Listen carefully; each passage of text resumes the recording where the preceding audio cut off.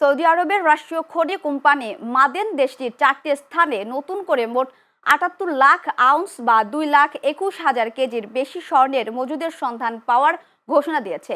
দেশের খনিজ সম্পদ সম্প্রসারণ এবং বিশ্বমানের স্বর্ণ শিল্প গড়ে তোলার লক্ষ্যেই এই অনুসন্ধান চালানো হয়েছে। পরিকল্পিত ড্রিলিং বা খনন কার্যক্রমের মাধ্যমে প্রাথমিকভাবে 90 লাখ আউন্সের বেশি স্বর্ণের সন্ধান পাওয়া গেলেও বার্ষিক হিসাব সমন্বয়ের পর নিট 78 লাখ আউন্স মজুদ নিশ্চিত করা হয়েছে। এদিকে 2026 সালের অনুসন্ধান কর্মসূচিতে কোম্পানিটি মধ্য সৌদি আরবের স্বর্ণ সমৃদ্ধ অঞ্চলগুলোর উপর বিশেষ জোর দিয়েছে। সেখানে উন্নত ড্রিলিং প্রযুক্তির মাধ্যমে নতুন খনিজ অঞ্চলের সন্ধান মিলেছে, যা বিদ্যমান খনিগুলোর পরিধি আরও বাড়ানোর সম্ভাবনা তৈরি করেছে। এছাড়া ঐতিহাসিক মাহত স্বর্ণ খনি এলাকায় চালানো অনুসন্ধানেও নতুন খনিজ স্তরের দেখা মিলেছে, যা খনিটির আয়ুষ্কাল বাড়াতে সাহায্য করবে বলে প্রতিবেদনে জানানো হয়েছে।